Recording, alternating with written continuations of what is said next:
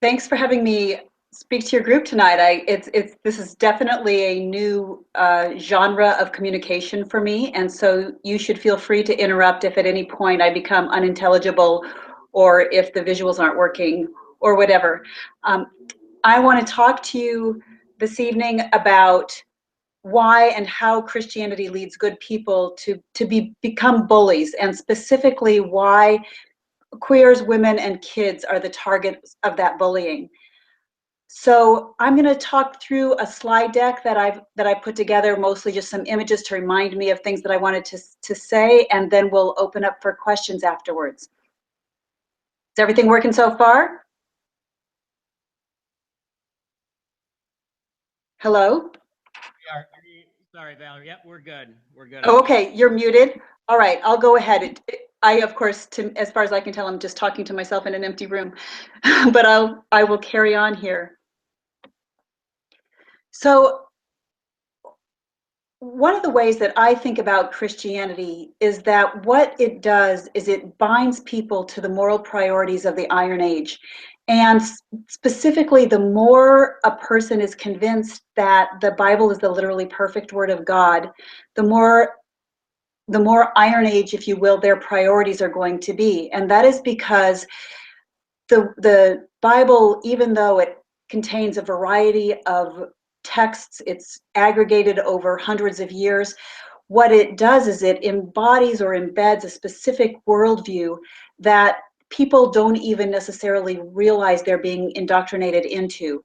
So they may take the stories at face value. They may be trying to scan the Bible, as most Christians are, for things that they find specifically uplifting or morally affirmative, or things that create a sense of goodness, of righteousness, of community, of wonder, of joy. But beneath that, the fact is that there is a landscape of reality, if you will, that is being promulgated, or kind of, it's the background of that biblical worldview. And so people don't even realize that what they are doing is absorbing the moral priorities and the perceptions of the authors with regard to what's real and what's not real, even when those things may not have a whole lot to do with the surface text of what it is that a person is reading about. So I know that most of you have heard of, kind of people talk about the Bible, or about Christianity, or about religions broadly, as something that essentially operates as a mind virus.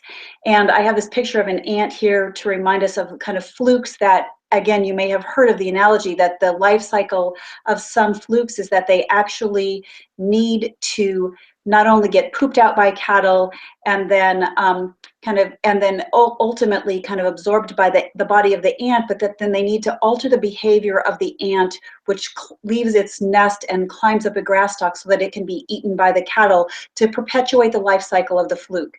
And I put this in here to remind you and to remind myself that Christianity, as any religion, especially any kind of powerful viral religion, is going to kind of exert a great deal of mind control, if you will, over its hosts, for the purpose of self-replication of the religion itself.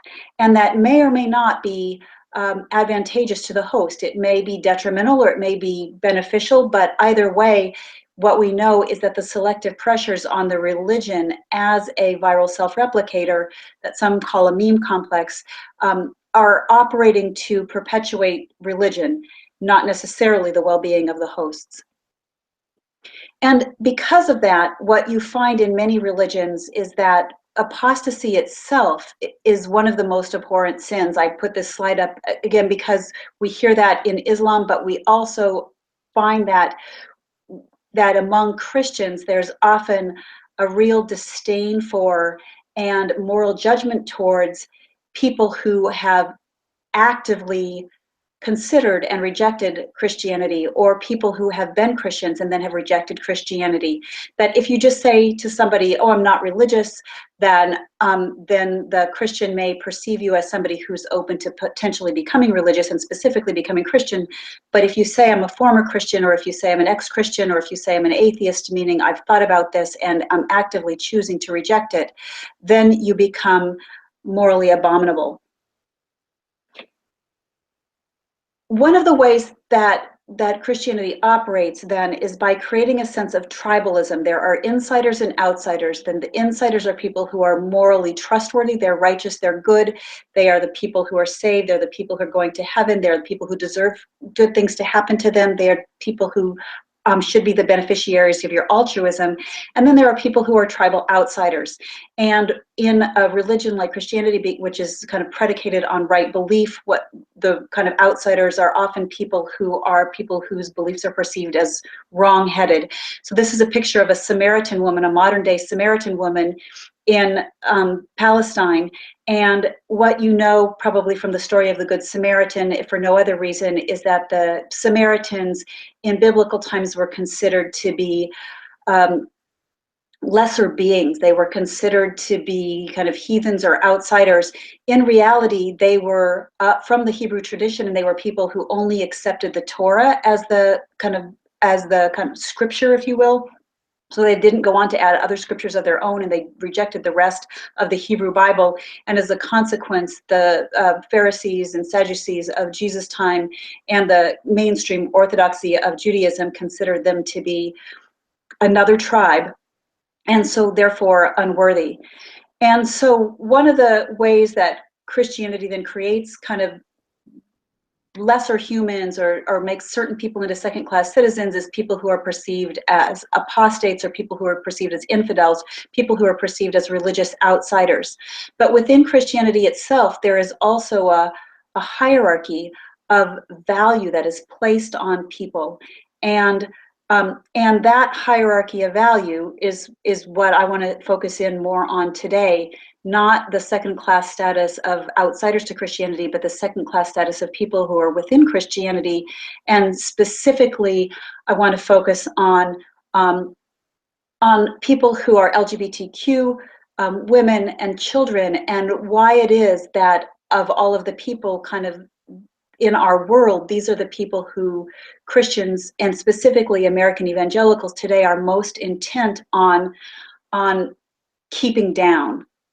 So, to carry forward, one of the things that modernist Christians and people who have perhaps more benign view of faith than I do often say is that the kind of bigotry that comes out of Christianity towards, in particular, LGBTQ people or women, or even, some of the stuff again towards children, the idea that people should be able to beat their children, is actually bigotry disguised as religious liberty. But what I would actually argue is that, in fact, Christians and other people who ascribe to the idea that some sect offers them the literally perfect word of God, whether that's via a sacred text or whether that's via some authoritarian tradition, it's not bigotry disguised as religious liberty. The religion itself actually embeds the bigotry and obligates people to behave in bigoted ways. So to the extent that a person feels compelled to live according to biblical principles, it's not being disguised as religious liberty. That what their religion requires of them is to adopt attitudes and behaviors that actually are bigoted and that actually do harm in the world. And that is one reason that religious freedom claims really quite often are claims, people claiming the right to do things that are legitimately sanctified by their religion, but also that are legitimately harmful. So it creates this kind of double bind in the world. And they rarely make religious freedom claims about things that aren't harmful, in fact, because most things, most kind of religious behaviors that aren't harmful are already well protected by our long legal tradition, at least in this country. So when you see people using the words religious liberty today, or they're making religious freedom claims, most, they're not asking for the freedom to they're not asking for freedom of thought. They're not asking for the freedom to meet with other like-minded people. They're not asking for the freedom to believe differently than the majority. They're not asking for the freedom to wear odd clothes, or even the freedom to teach their children peculiar things or religious things or things that are contradicted by science. They are most often asking for exceptions to laws that are in place to otherwise create a coherent, functioning society and to safeguard minorities from harm. So again, what you'll see on the internet and what you hear in conversations is this idea that religious freedom doesn't mean the freedom to force everyone to follow your religion.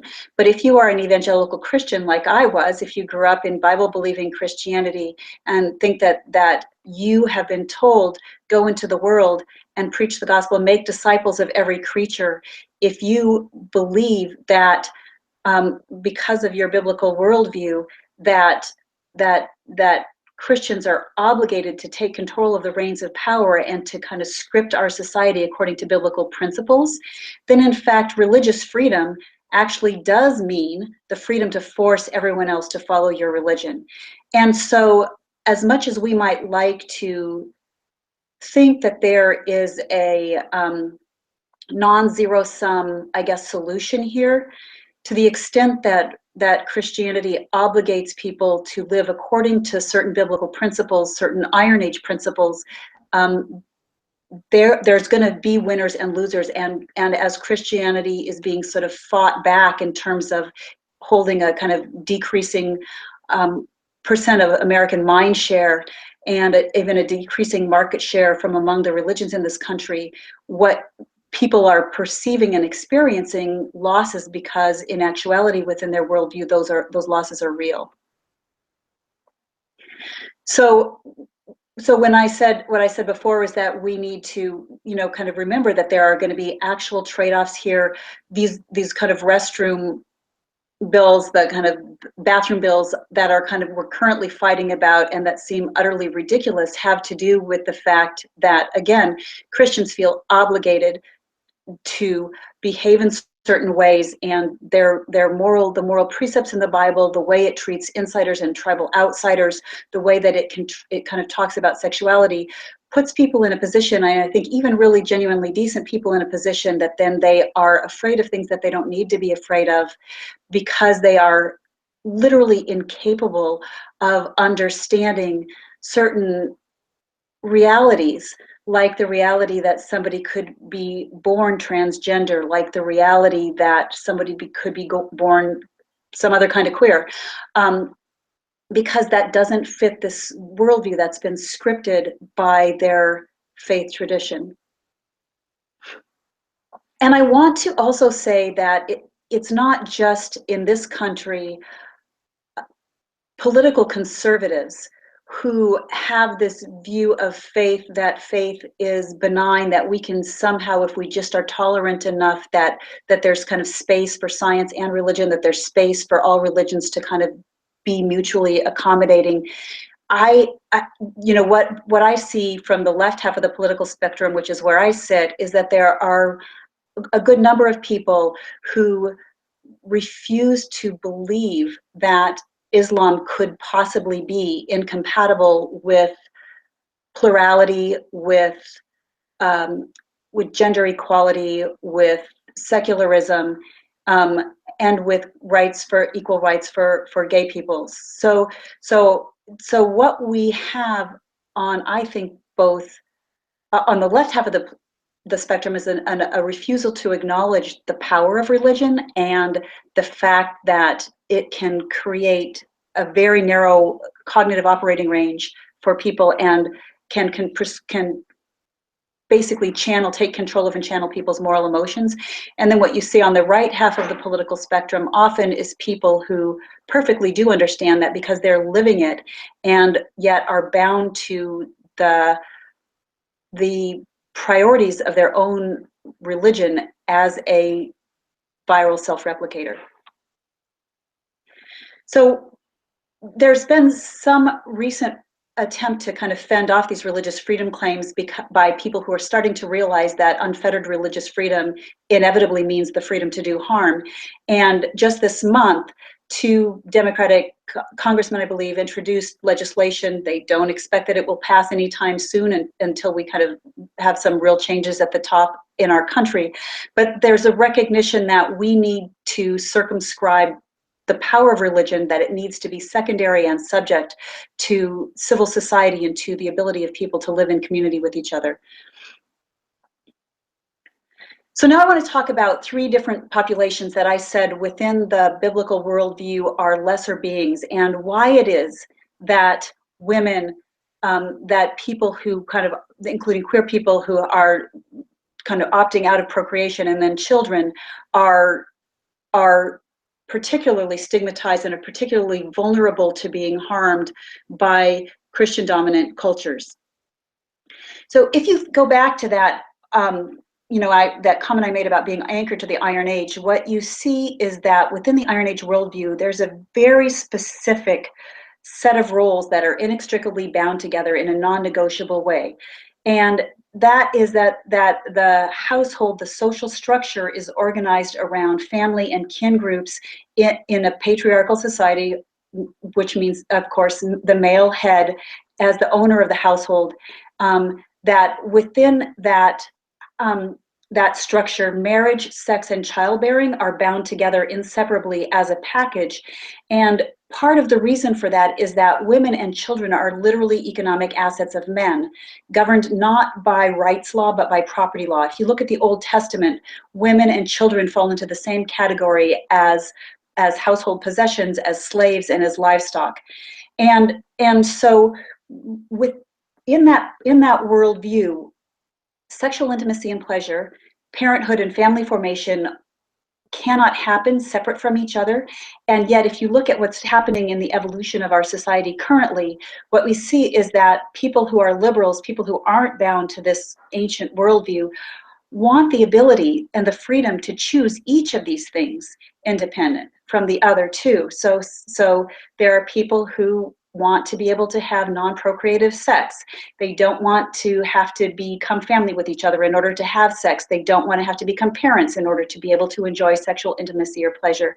Similarly, we have people who want to become parents who may not, that you may become parents via adoption. In the future, we may have, babies that are produced in ways other than being incubated inside of a woman's body.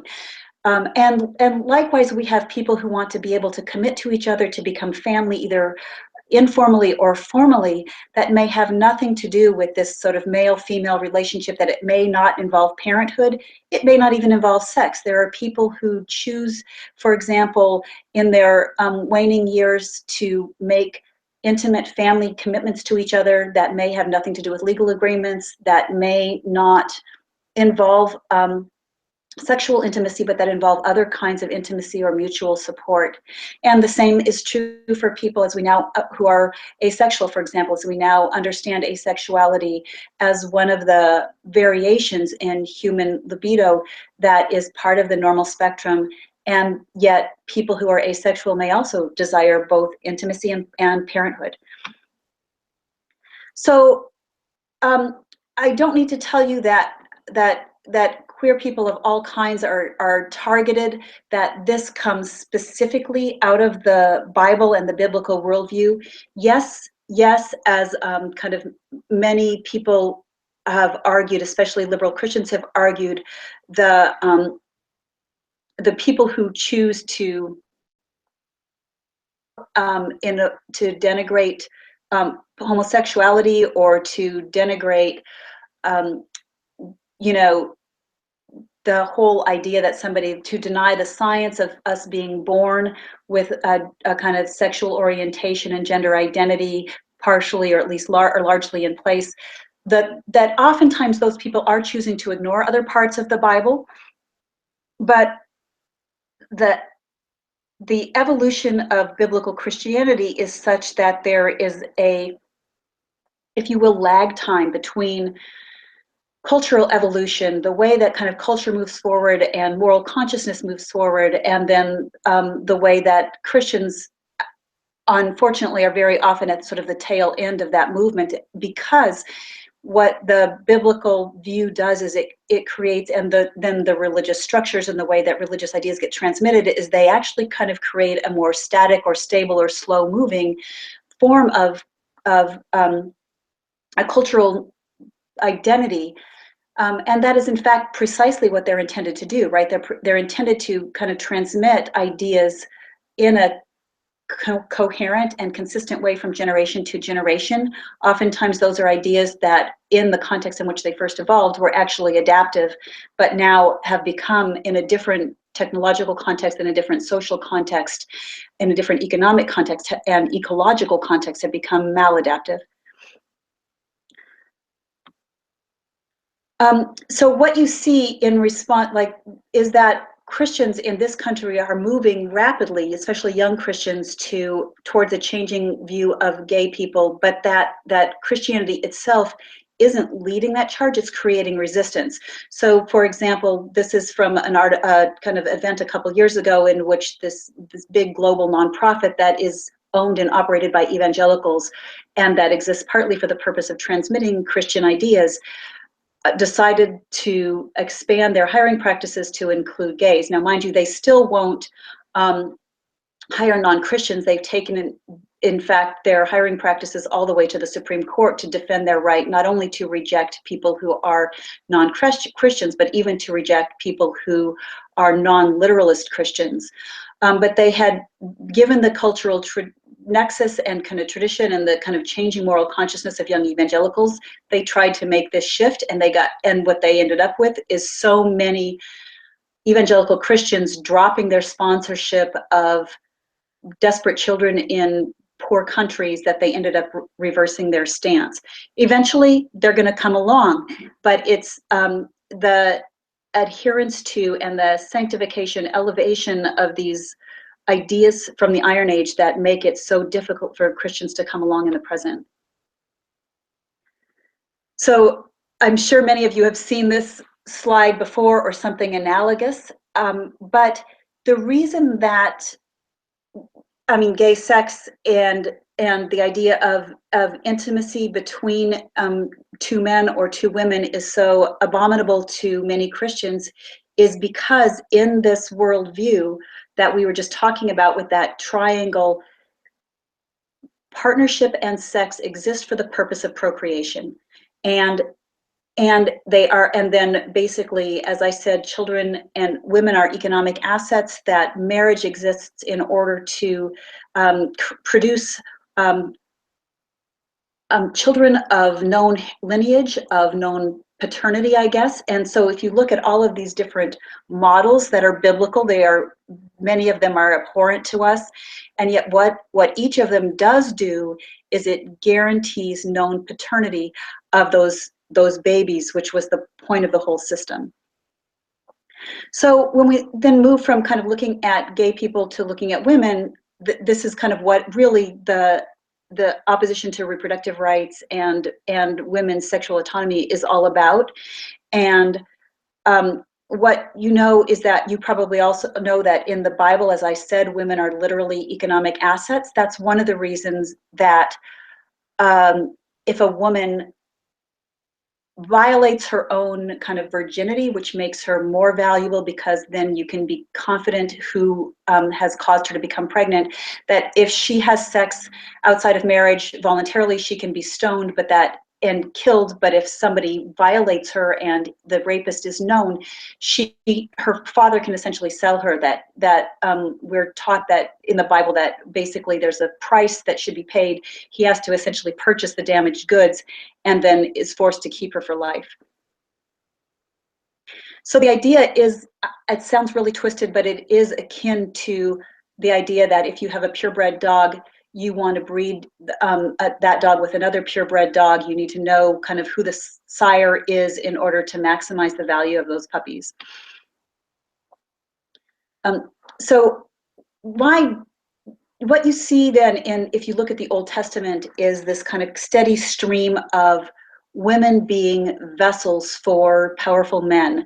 And when my daughters were young, I once decided that I was going to buy them a storybook of Bible stories because I read them the mythologies of other traditions, and I felt like they should have access and understanding of, at least at a literary level, the mythologies of our own tradition.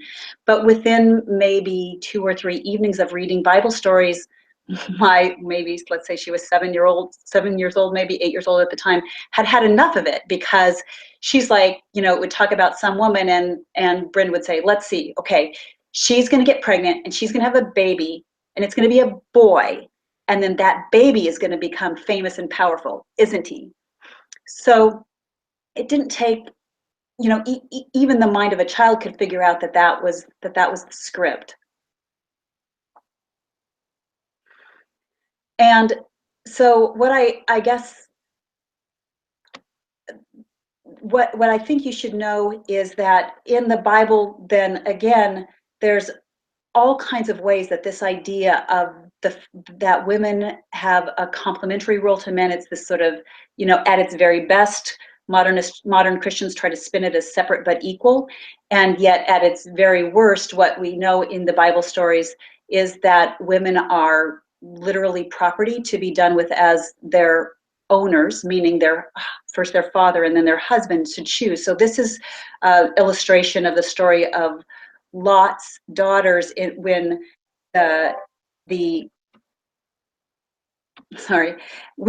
when there are angels visiting the cities of the city of Gomorrah, I believe it is, and the men of the city demand to be given sexual access to the visitors, and instead what Lot does is he says, don't bother my visitors, that would violate them, that would violate my hospitality. Here I have these virgin daughters, take them for yourselves instead.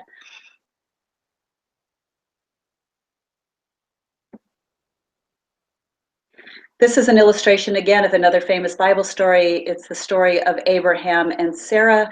They are in their 90s and haven't been able to bear a child, even though God has promised them that they will have a son who will, again, whose offspring will grow to kind of be like the stars in the sky or the sand on the beach or something like that. And so what Sarah does finally is sends her slave, Hagar, in to have sex with her husband.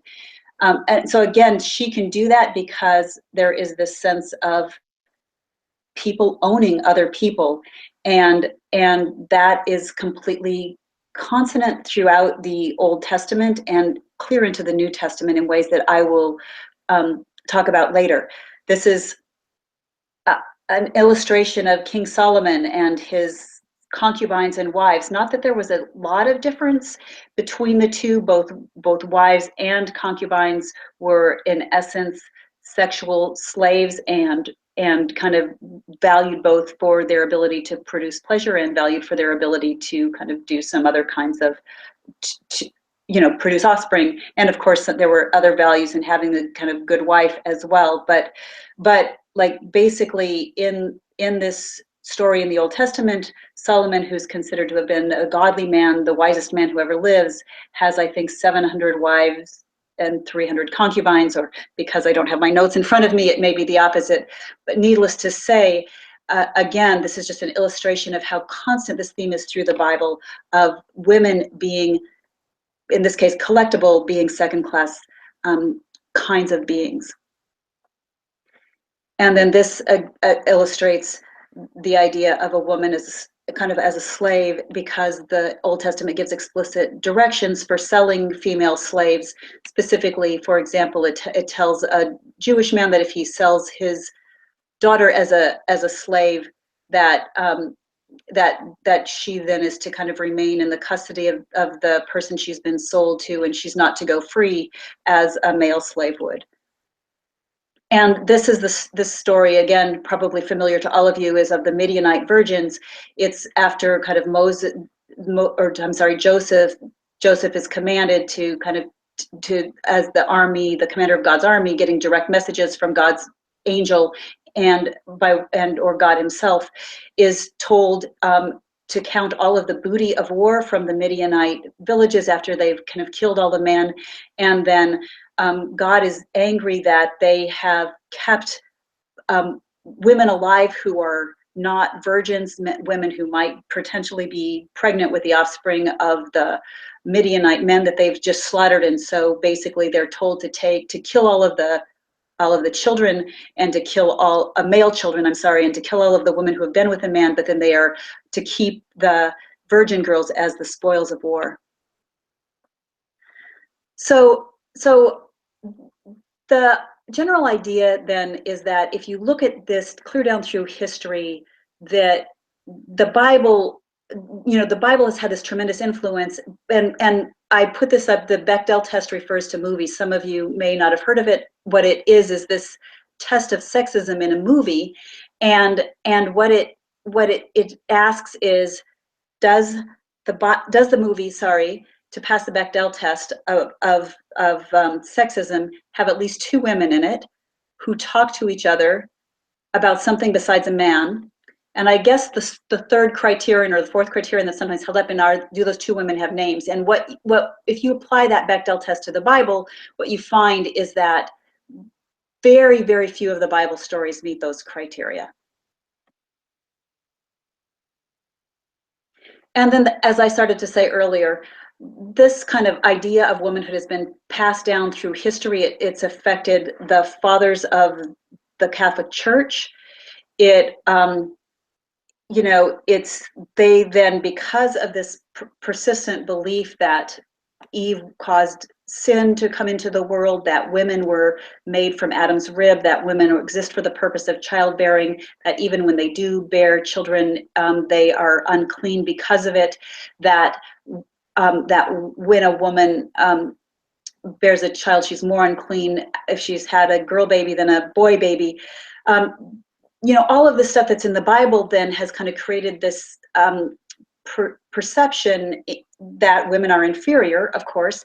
And then what happens is that the intellectual giants of Christianity have then applied their privileged position as authorities, as scholars, as people who have the luxury of thinking about philosophy and abstractions. They've applied that capacity to trying to figure out how do you justify or better articulate why it is that women are so inferior. So it's not just the fathers of the Catholic Church or the patriarchs of the Catholic Church, of course. These horrible things that are said by the founding fathers of Christianity are also said by Protestants. And that, again, this kind of continuation of this very strong perception that women suffer during childbearing because they're being punished because of Eve's sin, and that basically, even though childbearing and pregnancy is considered a punishment, that it's also exactly what Christians or women are meant to do. That's what we were made for, essentially. And in this slide that's now in front of, what you see is this sort of same attitude towards women as second-class citizens being articulated by the Puritans here in the United States, and then in Seattle proper by Mark Driscoll, the kind of someone I think of as a nemesis, and a very successful megachurch minister here, Calvinist megachurch minister, who ultimately was so autocratic and so arrogant that he ended up being ousted from his church because of his conflict with church elders, and who is now in the process of starting a new church in Phoenix. So I want to just come back again to remind you that what this is about, all of this opposition to women, all of this opposition to kind of queer people, the reason that Christians are fighting so hard to oppose abortion, the reason that they've now kind of taken their success in tainting abortion and are using it to taint contraception, and and then why they use every kind of trick in the book to pretend that's not what it's about. They're talking about religious freedom. They're pretending that the most effective contraceptives operate by aborting little babies, even though that's not at all how they work. But it really is about trying to force everybody back into this box, and lest we think that it's just about women, I kind of want to remind you that children too are profoundly affected by this. As I said earlier, they're one of the kind of three kinds of people who men own, besides slaves and women, and that we have controversy swirling around us about whether people should be able to hit their children, about whether people should be able to deny their children medical care. There are laws on the books that specifically protect both of these things, even though we know them to be profoundly detrimental. There are parents who have been able to argue that sincerely held religious beliefs were the reason they had denied their child medical care, and who then kind of were able to keep their freedom and their other children until they actually managed to kill a second one of them, even in one case that came up a couple years ago. So the Bible is toxic for children in part because it's just so violent and vile if you think about it. Like this is the story that we put on nursery room walls that is supposedly a happy story that even secular people somehow think of as cute and benign. But the even worse aspect for children of the Bible is what it says about children. It says literally that as a child, you are not a person, that you don't have the right to your own existence, and to kind of, to say no. So here we have the story of Abraham getting ready to sacrifice his son Isaac, being stopped by the angel because this story is being told or was revised in a context in which the ancient Hebrew people or their predecessors were moving away from human sacrifice toward substitutionary atonement, in which they sacrificed animals instead. But the story itself only makes sense if you think of Isaac not having an independent, autonomous right to his own existence, but instead being a possession of Abraham. And the same thing is true even of the Jesus story. So if you think about Jesus being sacrificed on the cross, the idea that God can send Jesus to be a human sacrifice, again, the Father sent the Son to be the Savior of the world. What you get is now we've got sort of this more abstracted, again, idea of blood atonement or human sacrifice. Jesus does it once and for all. But again, it's this idea that the Father actually somehow it's something that belongs to him that's being sacrificed, as opposed to this autonomous being on the cross. So the root of this horrendous kind of state of affairs that we're all fighting against in different ways, trying to create a more egalitarian society, trying to ensure that women are considered fully human beings and fully autonomous, that children aren't subject to beatings, that children can have rights that are consonant with whatever their capabilities are, and that queer people are recognized as fully equal and fully kind of within the spectrum of what it means to be healthy and human. All of these, the ugliness that we're fighting around this comes from what I think of as literally text worship. And I want to talk about that for just a couple of minutes, and then I will stop. It's the idea, like before the written word, our moral and spiritual traditions were free to evolve as human consciousness evolved. But what happened, is that then, people use symbols to kind of remind themselves as iconic, to symbolize kind of divine realities that were too complex to be present in the world itself. But when we replaced these kind of symbols, visual symbols and such, with the written word, what happened is people transferred to the written texts themselves the idea of literal perfection and somehow being perfect symbols and channels for divine realities. And so that idea that then that the text is the perfect word and is a channel from God is particularly problematic, because once a given text is given that status, it is static, and then what we've done is kind of taken static texts and bound them together into static collections that were, quote, canonized. And so what you see in that context is the idea that what consciousness or a social consciousness that might have been able to evolve in the past is now invariant and immovable. Fortunately, we've moved now from the printing press, we're moving to kind of computers, and from books to kind of online platforms that actually allow some of the benefits of the written word, namely the ability to kind of communicate a set of ideas and even a specific set of words in a reliable way from between vast groups of people or people who don't even know each other and who never will. We can have those benefits, like if you think of Wikipedia, while at the same time having tech traditions and even texts that are living, that are evolving, that reflect our growing consciousness, changing consciousness, and that allow for the fact that what is adaptive in one context may be maladaptive in another, and that what's maladaptive in one context may be actually important and crucial in another. Like, for example, the fact that someone limiting their childbearing in the Iron Age might have been harmful to the family and to the tribe, and at this point it may be necessary for all of us to think about intentional parenthood and limiting our childbearing for to prevent literally the collapse of our planetary life support system.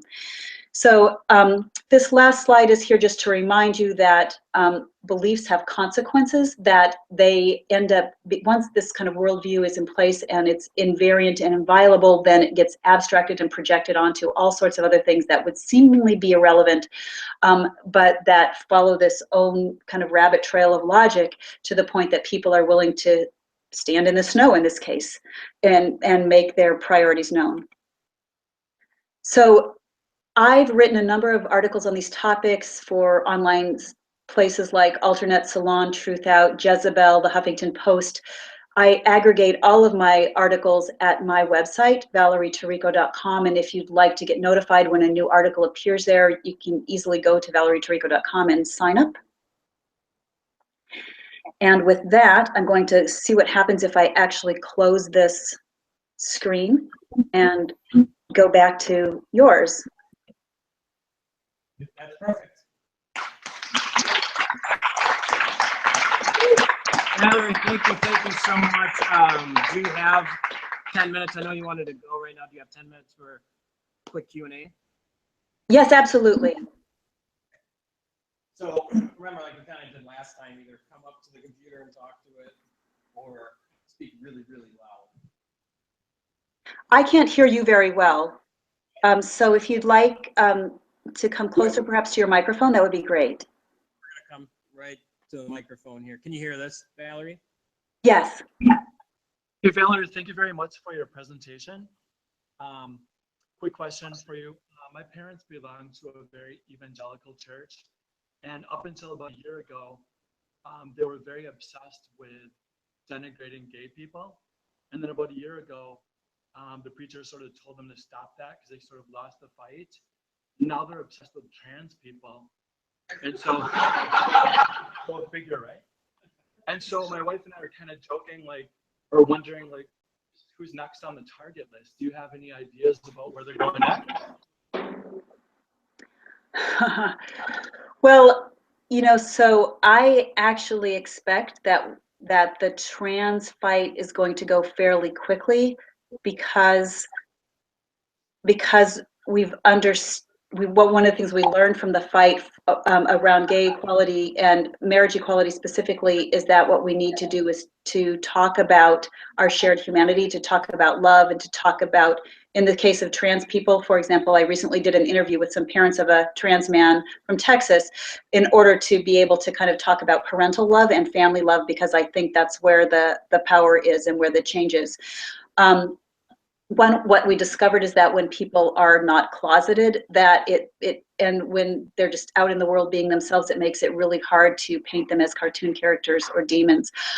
Who's going to be next? Well, they've still got plenty of enemies, and one of the things, of course, as a female, often writing about gender roles and speaking about gender roles, is that you, I'm sure, have all noticed that we're not making kind of the same sort of rapid headway on gender equality.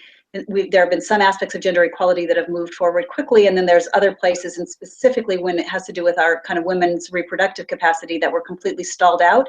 And I think that that's what I expect is, as we kind of, as the religious right loses other battles, they're going to kind of double down against women in various ways. Because if you go back to that triangle that I showed you, controlling women goes back to a time kind of when people weren't even aware that trans people existed, and it is encoded in, like, you know, there's a handful, I could actually publish that handful of verses that denigrate gay people in the Bible, but like the denigration of women is pervasive throughout. And so I expect that to be a longer, harder fight.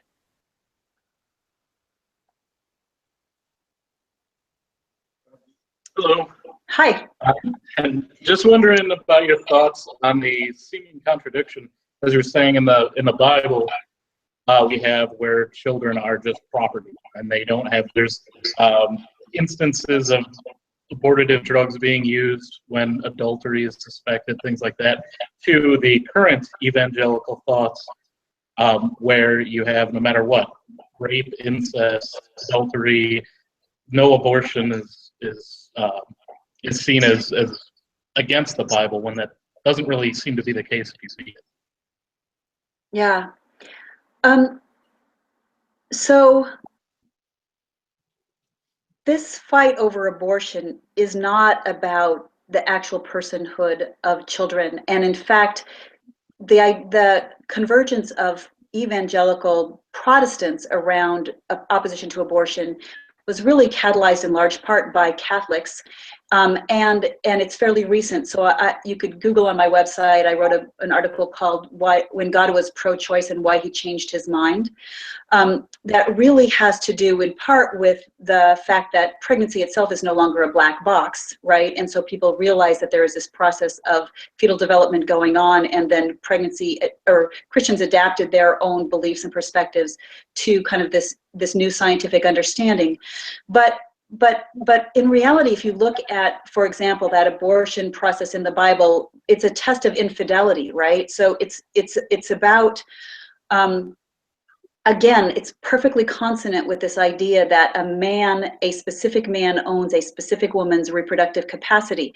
In that Old Testament verse, what he's doing is doing the same thing. It's kind of constant, you know, like you can kill her, you could stone her if you can figure out that she's had sex with a woman before, or with a man before marriage.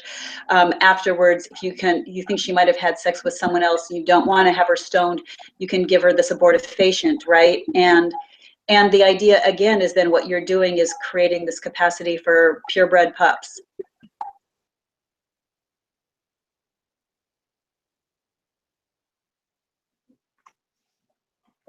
Thanks, Valerie. I really appreciate you making time for us. My question was, do you feel that the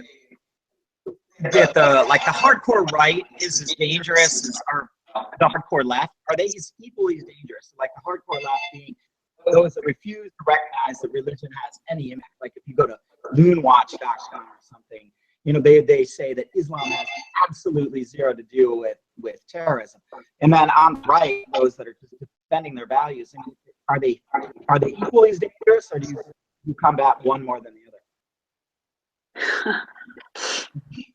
Well, I personally think that the far right in this country is more dangerous, in part because they're armed and the left isn't.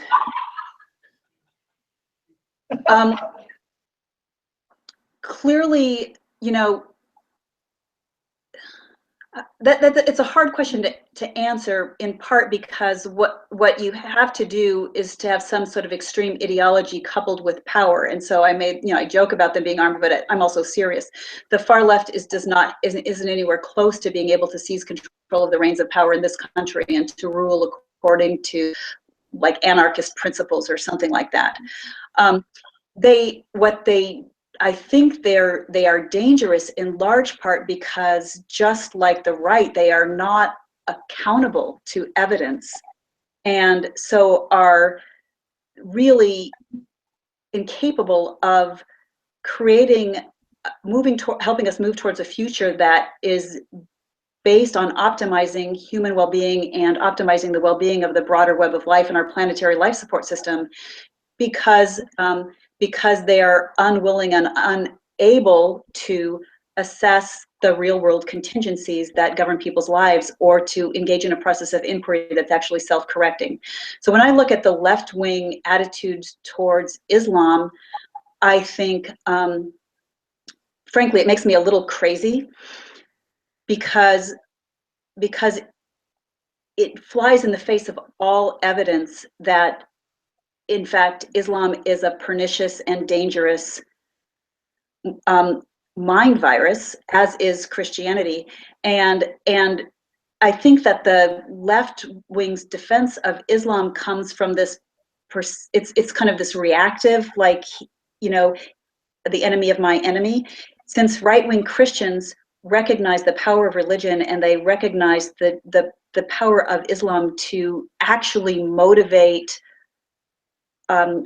murder, and then the left reacts against the right by finding ways and excuses to defend it. And I think on both sides of the spectrum, what you have is an inability of people to differentiate Islam from Muslims, right? So the right wing says Islam's bad, therefore Muslims are all bad. The left says, well, I know a lot of people who are Muslims who are kind and loving and compassionate and generous and decent people, and who live out their lives in peace. Therefore, Islam itself is benign. So it's a failure of the capacity to differentiate criticism of an ideology and opposition to an ideology, to differentiate ideology from people. Do we have one more, Valerie? Time for one more? Yeah. Hi, Valerie. Thanks again for the fascinating talk. I had a question about your background. As Rob was reading your bio, I was curious, as someone who also works in healthcare, I was wondering, during your time at Seattle Children's, how was the reaction, or whether it was public, that you were openly secular? And really, if you could talk about secularism within the healthcare field, that would be fantastic. Thank you. My own experience is that, you know, working in mental health, I would guess that most mental health professionals at the kind of PhD level or at the MD level are either secular or very modernist in their religion. Now, that's not entirely true. We know, for example, that Michelle Bachman's husband runs a clinic of kind of mental health professionals who kind of are grounded in biblical ignorance, and that Christian colleges and universities are working hard to create Bible-based mental health services, and that people who are seeking mental health services need to be careful about the biases of the person to whom they entrust their vulnerability. But in reality, you know, science, the scientific method, and even though I think of psychology as an imperfect science, it just offers so much better explanations for the complexity of human behavior than the notions of sin and salvation. So I think I had it pretty easy in that I evolved out of Christianity kind of gradually over time, as, you know, leaving my extremely biblical literist fundamentalist community, going to Wheaton College, where it was still kind of narrow enough that I had I felt safe to inquire, and yet by the time I left there, I had evolved a very idiosyncratic form of faith. And then, you know, by the time I came out to Seattle, which is some of the most secular places, one of the most secular places in the country, and was then surrounded by a lot of people who were in medicine as secular people, or certainly at least kind of putting their religion on the back burner. So I feel like I haven't had to deal with some of the challenges that are faced by people living in, you know, say Alabama, where 97% of Alabamans self-identify as Christian or God believers. I forget which it is. There's really room in more room in some communities, and I hope that Seattle kind of represents the way for the future, because here someone can be genuinely secular and even out secular, and the Christians themselves are habituated enough to it that it doesn't feel like it's a threat to employment, or kind of that it would result in someone being shunned by their neighbors or ending up socially isolated.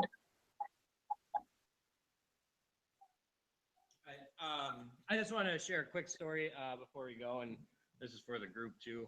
My wife's in marketing. She travels around throughout the country for various marketing tasks, and she's actually in Michigan, and one of the companies that their company or whatever, one of the clients they're looking at is a high school, and is a private Christian school.